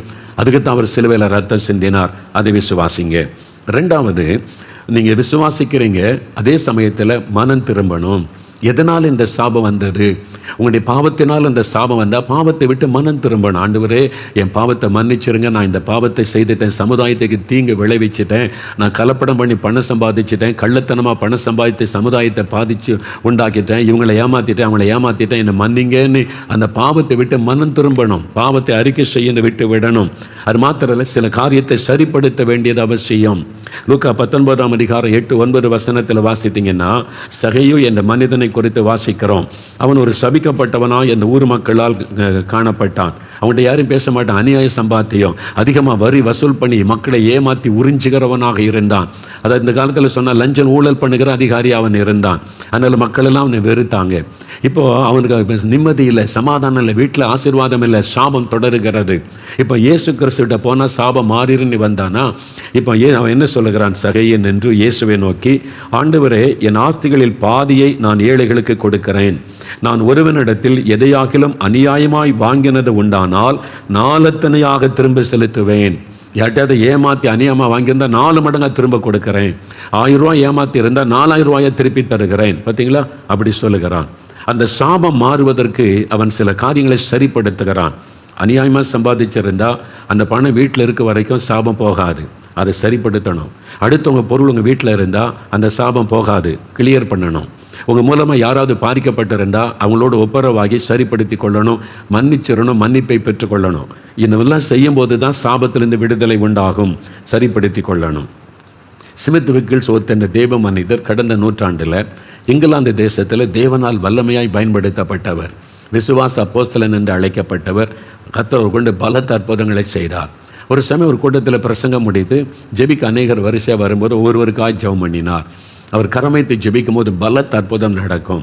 ஒரு மனிதர் வந்தார், எனக்கு இப்படி ஒரு வியாதி, டாக்டர்ஸ்கிட்ட போனால் என்னென்னவோ மருந்துகள், என்னென்னவோ ட்ரீட்மெண்ட் எல்லாம் எடுத்து பார்த்துட்டு சுகமே ஆக மாட்டேங்குது, என்ன பண்ணன்னு தெரியலன்னு டாக்டர்ஸ் சொல்கிறாங்க, ஆனால் நான் பாதிக்கப்பட்டு கொண்டிருக்கிறேன், எனக்காக ஜெபம் பண்ணுங்கன்னு சொன்னார். இந்த ஸ்மித் விக்கில்ஸ் சொன்ன தேவ மனிதர் அவருக்காக ஜெபிக்க கண்ணை மூடின போது திடீர்னு ஆண்டவர் ஒரு காட்சியை காண்பித்தார். உடனே கண்ணை திறந்து அவரை பார்த்து கேட்டார், 10,000 பவுண்டு என்று ஆண்டவர், இங்கிலாந்தில் பவுண்டு அதான் அவனுடைய மணி பேர், நம்ம ரூபாய்ன்றல பவுண்டு, 10,000 பவுண்டின்னு என் கண் முன்னால் தேவன் ஒரு காட்சியை காண்பிக்கிறார். 10,000 பவுண்டுக்கும் உனக்கும் என்ன சம்பந்தம்? இதில் ஏதோ ஒரு காரியம் இருக்கும், வியாதிக்கும் அதுக்கு சம்பந்தம் இருக்கிறது. 10,000 பவுண்டுன்னு எனக்கு ஆண்டவர் காண்பிக்கிறார், என்ன விஷயம் என்று கேட்டார். அவர் நடுங்கி போனார்.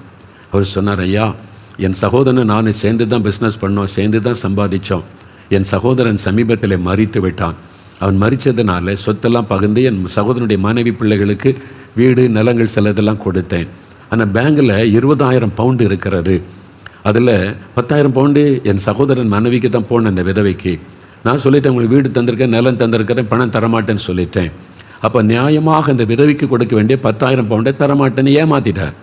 அதைத்தான் ஆண்டவர் காமிச்சு, அதைத்தான் காமிச்சிருக்கிறாரோ, அதுதான் நீ ஒருத்தரை ஏமாற்றி பணம் எடுத்திருக்கிறல்ல, ஒரு விதவை ஏமாற்றி இருக்கல, உன் சொந்த சகோதரனை ஏமாற்றி வஞ்சித்திருக்கிறல்ல, அதான் இந்த வியாதி. சாபம் வந்து விட்டது. உன்னை யாரும் காப்பாற்ற முடியாது, எந்த ஆஸ்பத்திரியும் காப்பாற்ற முடியாது.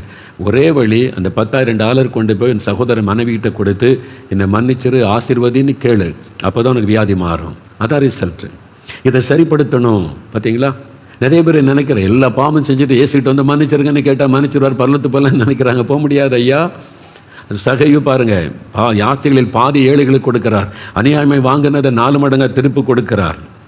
ஏசன்னான்னு ஒரு பாஸ்டர் ஆந்திராவில் எனக்கு நல்ல நண்பர், இப்போ அவர் தேவனுடைய ராஜ்யத்தில் இருக்கு. ஒரு சமயம் ஒரு நடந்த சம்பவத்தை எனக்கு சொன்னார். அவங்க சபை விசுவாசி, வட இந்தியாவில் இருந்தாங்க, இப்போ இந்தியாவுக்கு வந்துட்டு எங்கள் சபைக்கு தான் வருவாங்க. அப்படி மனைவி வியாதிப்பட்டு மரணப்படுக்கையில் ஆயிட்டாங்க. இவர் நல்ல விசுவாசி, சபையிலெல்லாம் ஜெபிச்சாங்க. ஒரு நாள் சொன்னார், பாஸ்டர் எங்கள் வீட்டில் வந்து மனைவிக்கு ஜெபம் பண்ணுங்க சொன்னோன்னே சரி என்று இவர் போனார். அப்படி மனைவி மரணப்படுக்கையில் இருக்கிறாங்க. எவ்வளவோ ஜெபம் பண்ணியாச்சு, சுகம் இல்லை. ஆஸ்பத்திரிக்கு போயாச்சு, சுகம் இல்லை. மரணக்கட்டு எழும முடியல, அவ்வளோதான். உடனே ஜெபம் பண்ணுங்க பாஸ்டர்னு இவர் போய் படுக்க பக்கத்துலேருந்து கண்ணை மூடி இயேசுவேன்னு சொன்னார். அவர் கண் முன்னாலே தேவன் ஒரு காட்சியை காண்பித்தாராம். என்னடா இப்படி ஒரு காட்சி வருதுன்னு அவரால் நம்ப முடியல, சொல்லாமல் அவர்கள் திரும்ப திரும்ப அந்த காட்சி வருது. என்னன்னு கேட்டால், சப்பாத்தி சுடுற கல் இருக்குல்ல, சப்பாத்தி சுடுவாங்க. அது நார்த் இந்தியாவில் அங்கே மெயின் உணவுன்றதுனால நல்ல விதவிதமான சப்பாத்தி சுடுற கற்கள் இருக்கும். அந்த பாத்திரம், அந்த தோசைக்கல் மாதிரி சப்பாத்தி கல், அது வந்து அப்படியே ஆடுதான் அவர் கண் முன்னால். இவர் கண்ணை மூடி இவங்களோட சுகத்துக்கு ஜெபிச்சா சப்பாத்தி கல் வந்து ஆடுதான். இவருக்கு புரியல, இது எதுக்கு நமக்கு தெரியுது. 2-3 முறை ஜெபிச்சா 2-3 முறையும் அதே மாதிரி. உடனே இவர் என்ன பண்ணார், கணவர் பார்த்து, ஆண்டவர் வந்து சப்பாத்தி கல்லை காமிக்கிறாரு, அதுக்கும் உங்களுக்கு என்ன சம்பந்தம் அப்படின்னு கேட்டார். அந்த கணவர் சொன்னார், இது தானே என் மனைவிட்ட சொல்லி கேட்கலையே. இவருக்கு அதிர்ச்சி, என்னது சப்பாத்தி கல்லுக்கு இந்த அம்மா வியாதிப்பட்டதுக்கு என்னங்க சம்பந்தம் இருக்குது. கணவர் சொன்னார், வட இந்தியாவில் நாங்கள் இருந்தோம்ல, அப்போ எங்கள் பக்கத்து வீட்டில் ஒரு நார்த் இந்தியன் ஃபேமிலி இருந்தாங்க. அவங்க தினம் சப்பாத்தி சுடுவாங்க, மெயின் உணவு அவங்களுக்கு அதானே. அப்போ எண்ணெல்லாம் போடாமல் சப்பாத்தி சுடுற ஒரு கல், நானும் ஏதோ ஒரு கல்லெல்லாம் வாங்கி கொடுத்தேன், இது சரியாக வரமாட்டேங்குதுன்னு அவங்க வீட்டில் இரவலுக்கு கொஞ்சம் கொடுங்க சப்பாத்தி கல்லை, நான் உங்களுக்கு தந்து விடுகிறேன்னு என் மனைவி இரவலுக்கு வாங்கினதை அதில் வச்சு சுட்டு அவங்களுக்கு ரொம்ப திருப்தியாக நல்லா இருந்துச்சு. அந்த கல் மேலே ஆசை வந்து விட்டார். இப்போ அங்கேருந்து அவங்க வட தென்னிந்தியாவுக்கு திரும்பி வரணும் சொந்த ஊருக்கு. அவங்க இப்போ புறப்படுறாங்க, வேலை முடிஞ்சு டிரான்ஸ்ஃபர் ஆகி வரும்போது பக்கத்து வீட்டிலேருந்து வாங்கின சப்பாத்தி கல்லை திருப்பி கொடுக்கல, அதையும் பேக் பண்ணுறாங்க. அவருடைய கணவர் சொன்னாரா, இது பக்கத்து வீட்டு அவங்களுக்கு உள்ளது இல்லை, அது கொடுத்துருவான்னா, இல்லை இது ரொம்ப நல்லா இருக்குது, நம்ம ஊரில் இப்படி கல்லெல்லாம் கிடைக்காது, இதை கொண்டு போயிடலாம். அவங்களே கேட்கல, மறந்துட்டாங்க. இல்லை அது தப்பு, அடுத்தவங்கள்ட்ட கல்லுக்கு வாங்கின திருப்பி கொடுத்துரு, அல்லது போய் சொல்லு இது மாதிரி எனக்கு தாங்கன்னு கேளு. அப்படிலாம் இல்லை, அவங்களே மறந்துட்டாங்க, சும்மா இருங்கன்னு பேக் பண்ணி கொண்டு வந்துட்டாங்க. இப்போ அந்த வீட்டை தேடி இருப்பாங்கல்ல, ஒரு இரவெல்லாம் ஒரு கல் கொடுத்தேன் திரும்பி தரலையே, அது அவங்க தேடும்போது நினச்சிருப்பாங்கல்ல, அடுத்தவங்களுடைய பொருளை இச்சிப்பதே ஒரு பாவம், அது அவங்களுக்கு தெரியாமல் திருடி கொண்டு வருவது ஒரு பாவம். அவங்க நம்பி கொடுத்ததை திருப்பி தருவாங்கன்னு நம்பி கொடுத்ததை திருப்பி கொடுக்காமல் இருந்து நம்பிக்கை துரோகம். எவ்வளோ பாவம் அதுக்குள்ளே இருக்குது பார்த்தீங்களா? நம்ம நிறைய பேர் இதெல்லாம் நினைக்கிறது இல்லை, சாதாரணமாக எடுத்துக்கொள்கிறோம். ஆனால் அதனுடைய பாதிப்பு தான் இன்றைக்கு அந்த சாபம். அந்த குடும்பம் வேதனைப்பட்டிருப்பாங்க, நம்ம கல் கொடுத்தமே தராமல் போயிட்டாங்களேன்னு சொல்லி. அது சாபமாய் மாறிவிட்டது, பாதிப்பை உண்டாக்கி விட்டு. கர்த்தர் அதை காமிக்கிறார். இவருக்கு எப்படி தெரியும்? கர்த்தரை காமிக்கிறார். ஜெபிக்கும் போது சுகத்துக்காக ஜெபிக்கும், இதுதான் தடை. அவர் சொன்னார், இந்த சப்பாத்திக்கல்லை திருடி கொண்டு வந்தது இந்த சுகம் பெறுவதற்கு தடை, அது ஒரு கேர்ட்ஸு. இன்னொருத்தருடைய பொருளை இச்சித்தீங்களே, திருடி கொண்டு வந்தீங்களே, அது கேட்டு வாங்கியிருக்கலாம், அப்படி தப்பு இல்லை. ஆனால் நீங்கள் நம்பிக்கை துரோகம் பண்ணி கொண்டு வந்துட்டீங்க. நம்பி கொடுத்ததை தெரியாமல் வந்திருந்தால் அது கூட கண்டுபிடிச்சு திருப்பி கொடுக்கணும். ஆனால் வேணும்னே நீங்கள் கொண்டு வந்தீங்களே, அது எவ்வளோ பெரிய தவறு. அந்த கணவர் சொன்னார், இதே மனைவிட்ட அப்போவே நான் சொன்னேன் கேட்கல. இப்போ அந்த சகோதரி படுக்கையில் கண்ணீர் வடிக்கிறாங்க பாருங்க. நிறைய பேர் நம்ம உணர்வதே இல்லை. ஏதோ ஒரு காரணம் இருக்கிறத யோசிங்க. காரணம் இல்லாமல் இட்ட சாபம் தான் தங்காது. ஒரு காரணம் இருந்தால் அது உங்களை பாதித்து கொண்டே இருக்கும். நீங்கள் ஏன் பாதிக்கப்பட்டு கொண்டே இருக்கிறீங்க? ஏன் சுகமாக மாட்டேங்க? ஏன் டாக்டர்ஸால் கண்டுபிடிக்க முடியல? ஏன் மருந்துகள் வேலை செய்ய மாட்டேங்குது? யோசித்து பாருங்க. சரிப்படுத்தணும். நீங்கள் அடுத்தவங்களுடைய நிலத்தை எடுத்துற ஒரு சப்பாத்தி கல்லுக்கு எப்படின்னா, அடுத்தவங்க நிலத்தை எடுத்துக்கிறது, அடுத்தவங்களுடைய பணத்தை வஞ்சிக்கிறது, நம்பி வேலை கொடுத்தா நம்பிக்கை துரோகம் பண்ணி எஜமானுடைய பணத்தை திருடுவது. ஒரு ஆர்கனைசேஷன்லேருந்து கொஞ்சம் கொஞ்சமாக பணத்தை திருடிட்டு போய் இவர் ஒரு ஆர்கனைசேஷன் ஆரம்பிச்சிருவார். ஆசீர்வாதமாக இருக்குன்னு நினைக்கிறீங்க? சிலர் ஊழியமே ஆரம்பிச்சிருவாங்க. இந்த ஊழியத்தில் திருடி அவர் போய் ஊழியம் ஆரம்பிக்க, அந்த ஊழியத்தை கர்த்தர் ஆசீர்வதிப்பாரா? சாபம், சாபத்தை கொண்டு வரும். நீ திருடிட்டு வந்த, ஏமாத்திட்டு வந்த, உன்னை நம்பிக்கை கொடுத்ததை நம்பிக்கை துரோகம் பண்ணின, உன்னை நம்பி பொறுப்பு கொடுத்தவங்களை நீ பேசுவது, எழுதுவது, அவங்களுடைய காரியத்தை திருடுவது, பொய்யான காரியத்தை பரப்புவது நம்பிக்கை துரோகம், சாபமாகிவிடும். எல்லாம் அறிந்து கொள்ளுங்க, சாபம். இதை நிறைய பேர் யோசிக்கிறதே இல்லை. நிலங்கள், பொருட்கள், அது மாதிரி சில பணம், உங்களுடைய சகோதரனுடைய சொத்து உங்கள்கிட்ட இருக்கக்கூடாது. ஒரு விதவுடைய சொத்து உங்களுடைய நியாயமாக பிரித்து கொடுத்தீங்களா, அவங்களை ஏமாற்றிட்டீங்களா, அது சாபமாகிவிடும். ஆண்டவர் எல்லாத்தையும் பார்த்து கொண்டு இருக்கிறார். மனிதனை ஏமாற்றல, ஆண்டவர் ஏமாற்ற முடியாது. நீங்கள் காணிக்க கொடுத்தெல்லாம் அவரை சமரசம் பண்ண முடியாது. சரிப்படுத்தி கொடுக்க வேண்டியதை திருப்பி கொடு, அவன் நிலத்தை கொடுத்துரு, அவன் பணத்தை திருப்பி கொடு. அப்போ தான் அந்த சாபம் மாறும். அப்போ மனம் திரும்பணும். முதல்ல விசுவாசிங்க, ஆண்டவர் மன்னிக்க ஆயத்தம்.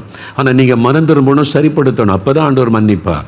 சரிப்படுத்தாமல் அடுத்தவங்க பொருளை திருடி வச்சுக்கிட்டு கர்த்தரே மன்னிச்சிருங்க ஆசீர்வதிங்கன்னா எப்படி ஆசீர்வாதம் வரும்?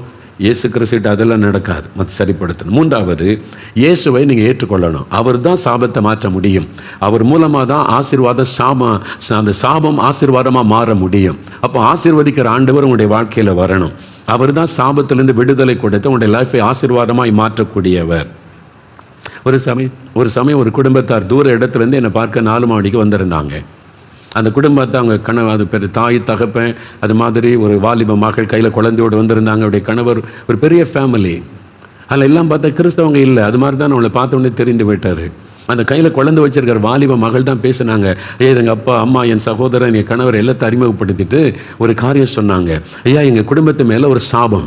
அது சாபம்னா முன்னோருடைய ஏதோ ஒரு பாவத்தினால சாபம் தொடர்ந்து இவங்களுடைய சகோதரன் சகோதரி அவங்களுடைய கை கால்கள் எல்லாம் ரெட்டையாக இருக்கும், மாட்டுக்கால மாதிரி அப்படி ரெட்டையாக. அவங்களுடைய குழந்தைகள் கூட 2வது தலைமுறையில் பிறந்த குழந்தைகள் கூட மாட்டு கால்களைப் போல விரல்கள், கால் கையில் அப்படி ரெட்டையாக இருக்குமா, அப்படியே விரிஞ்சு ரெட்டையாக. அது எங்கள் கிராமத்தில் எங்கள் சொந்த குடும்பத்தில் பார்த்துருக்குறேன். அவங்களும் அதை சொன்னாங்க. அந்த சகோதரி எங்கள் வீட்டில் அது ஒரு கேர்ட்ஸு. அப்போ அந்த தகப்பனாச்சுன்னா எங்கள் தாத்தா, எங்கள் அப்பா, எங்களுடைய தாத்தா யாரோ ஏதோ ஒன்று பண்ணியிருக்கிறாங்க, அந்த இரத்த பள்ளி சாபமாக தொடருது. அதனால் அவங்க அப்பா பாருங்கள், இந்த சாபம் மாறுவதற்கு என்னென்னவோ பரிகாரம் செய்கிறாங்களே, எவ்வளோ பண செலவு, பெரிய பணக்காரங்க பண செலவு பண்ணி அங்கே இங்கே யார் யார் என்ன சொல்கிறாங்களே எல்லா பரிகாரமும் பண்ணி பண செலவு பண்ணி பார்த்தோம், சாபம் மாறவில்லை.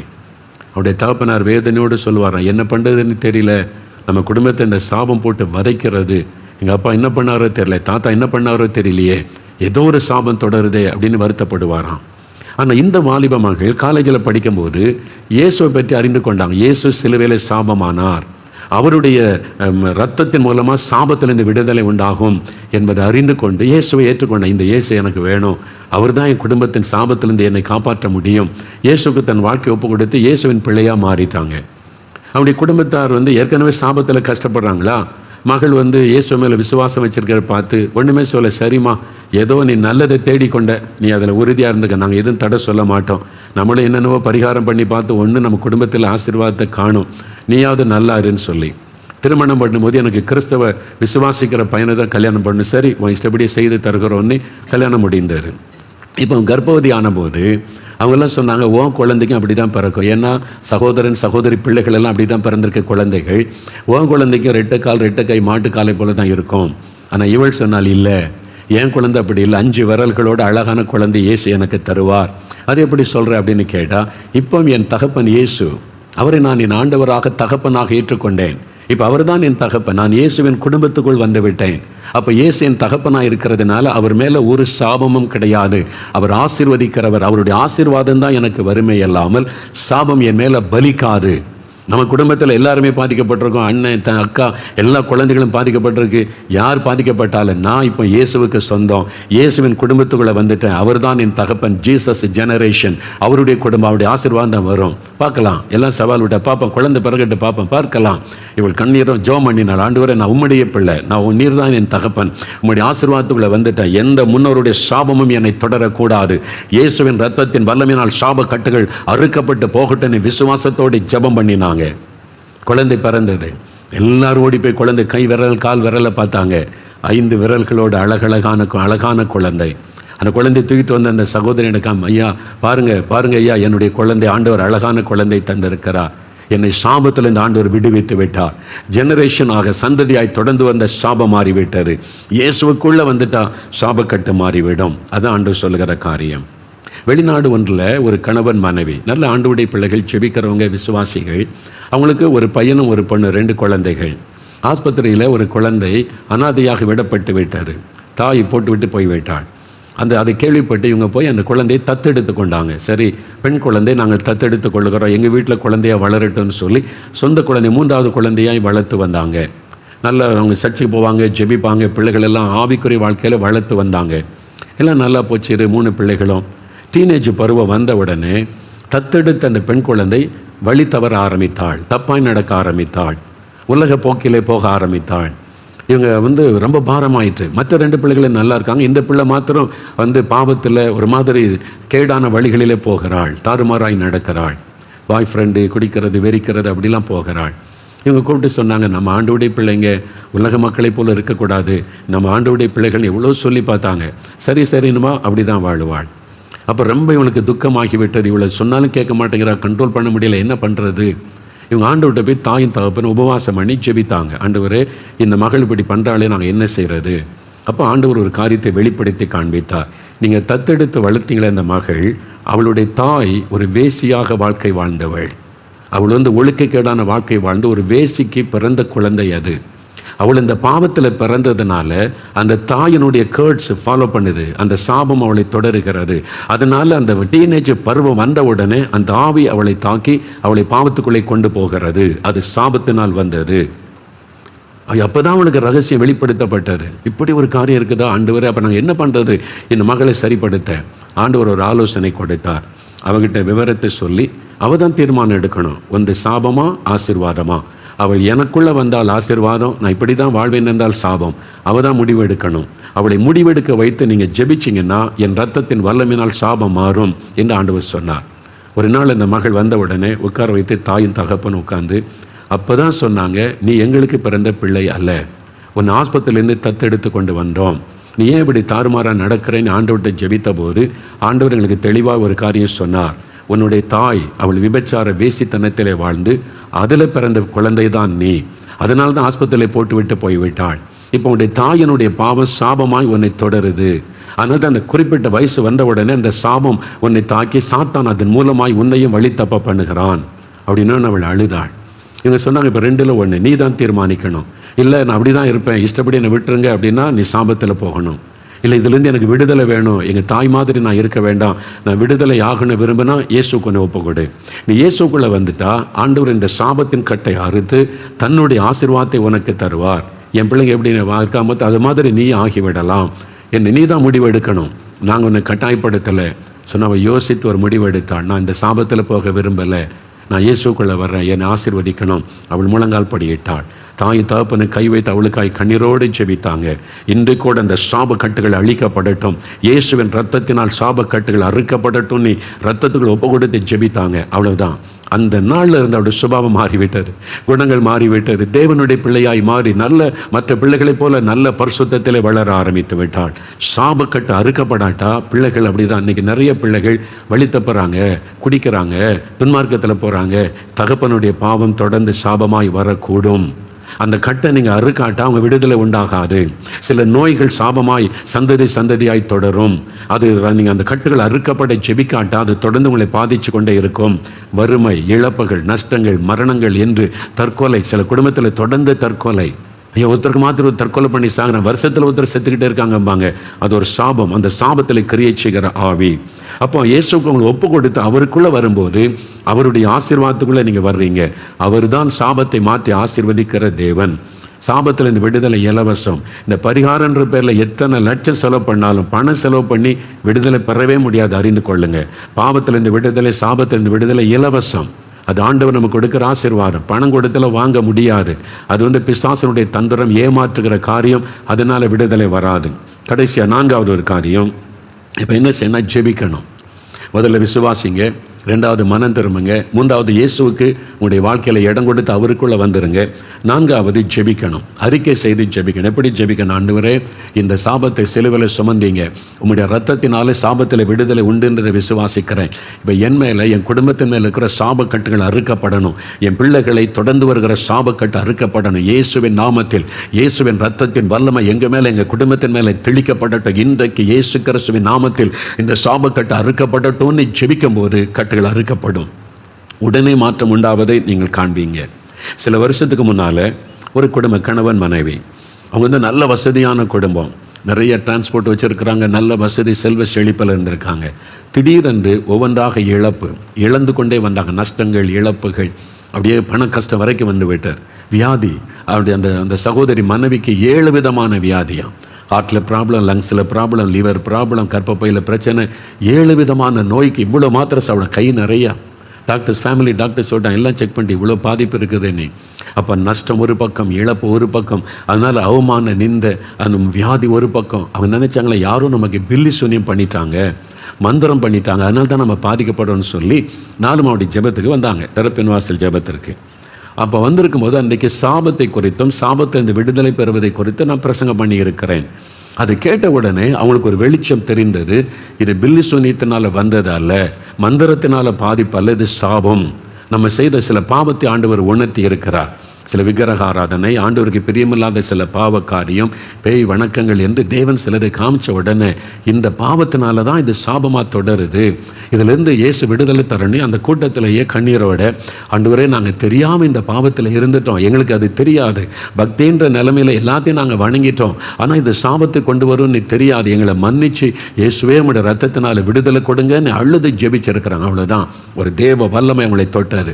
வீட்டுக்கு போயிட்டாங்க. 1 வாரம் கழித்து என்னை பார்க்கணுன்னு சொல்லி அவங்க என்னை பார்க்க கணவன் மனைவி 2 பேரும் வந்திருந்தாங்க. அவங்களை உட்கார வைத்து பேசும்போது அப்போ தான் இதெல்லாம் அவங்க சொன்னாங்க. என்ன நடந்ததுன்னு கேட்டேன். இதெல்லாம் சொல்லி நாங்கள் இந்த ஜபத்தில் வந்து கண்ணீரோடு அழுது இயேசு ஒப்பு கொடுத்து ஜெபித்த போது சாபக்கட்டுகள் மாறிவிட்டாரு.